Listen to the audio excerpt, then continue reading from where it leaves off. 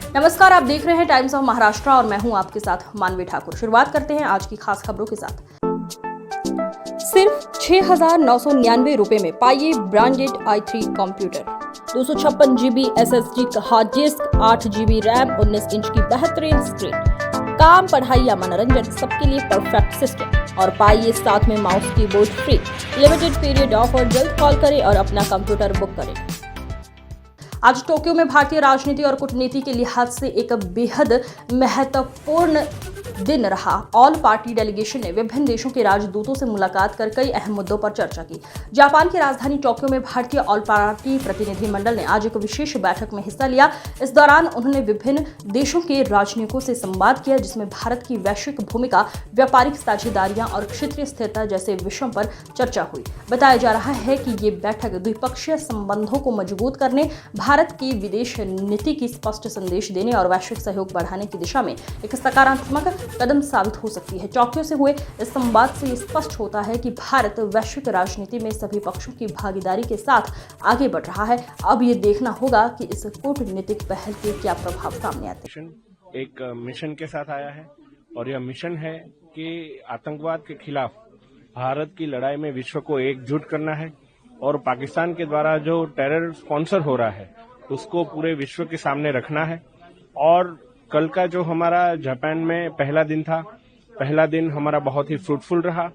हमने पहले दिन के अंदर जापान के पूर्व प्रधानमंत्री, जापान के विदेश मंत्री, जापान के कई सारे थिंक टैंक्स, उन सब के साथ संवाद किया और मुझे यह बताते हुए खुशी है कि सबने एक स्वर में भारत की यह जो लड़ाई है आतंकवाद के खिलाफ और आतंकवाद को जो पहुंचते हैं, आतंकवाद को जो स्पॉन्सर करते हैं वैसे पाकिस्तान के खिलाफ, उसमें सब हमारे साथ खड़े हैं। और उन्होंने बोला कि terrorism in any form it should not be tolerated, और वह भी जो हमारा जीरो टॉलरेंस का जो स्टैंड है उनके साथ खड़े हैं। आज सुबह हमने यहाँ पे जापान में स्थित कई सारे राजदूत, उनके साथ भी ब्रेकफास्ट मीटिंग किया। उसमें मैक्सिको, ग्रीस और सऊदी अरेबिया और ब्रिटिश एम्बेसी से भी कई सारे रिप्रेजेंटेटिव्स आए।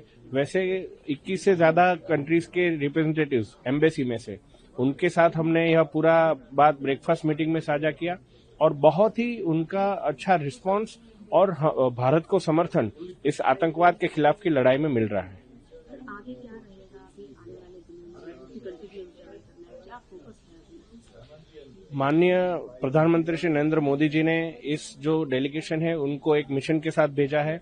भारत का विचार आतंकवाद को लेकर, भारत का विचार आतंकवाद को स्पॉन्सर करने वाले देश के लिए क्या है वह पूरी दुनिया को बताना है। और सिंगापुर, मलेशिया, इंडोनेशिया और भी कई जगह पे जाने वाले हैं।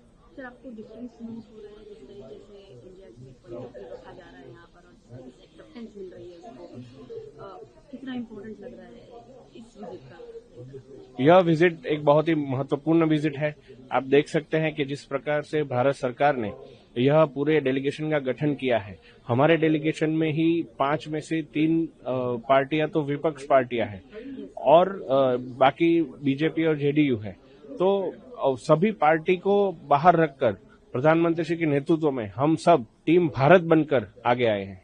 बहुत बढ़िया रहा और हमें बड़ी खुशी हुई कि जापान ने, यहाँ के लोगों ने जो भारत का फाइट अगेंस्ट टेररिज्म है उसको सपोर्ट किया।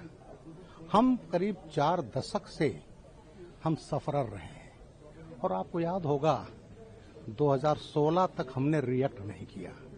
26/11/2008 अटैक हुआ, तब तो मैं यूपी का एडिशनल डायरेक्टर जनरल था।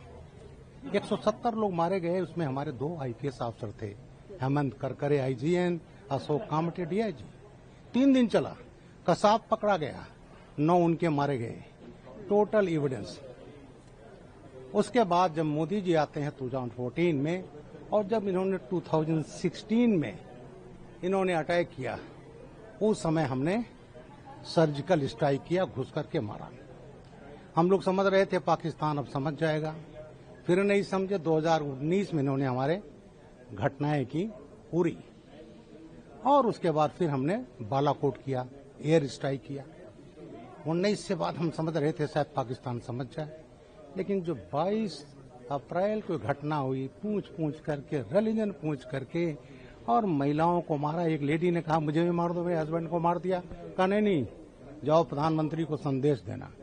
उसके बाद हम लोगों ने प्रिसाइज अटैक किया, और प्रिसाइज अटैक करके हमने सिविलियन नहीं मारे, केवल उनके जो वो थे टेररिस्ट इंफ्रास्ट्रक्चर उसको डिस्ट्रॉय किया। उसके बाद हम जानते थे पाकिस्तान रिटेलिएट करेगा, उन्होंने अटैक किया, तब हमने उनके बेसेस डिस्ट्रॉय किए।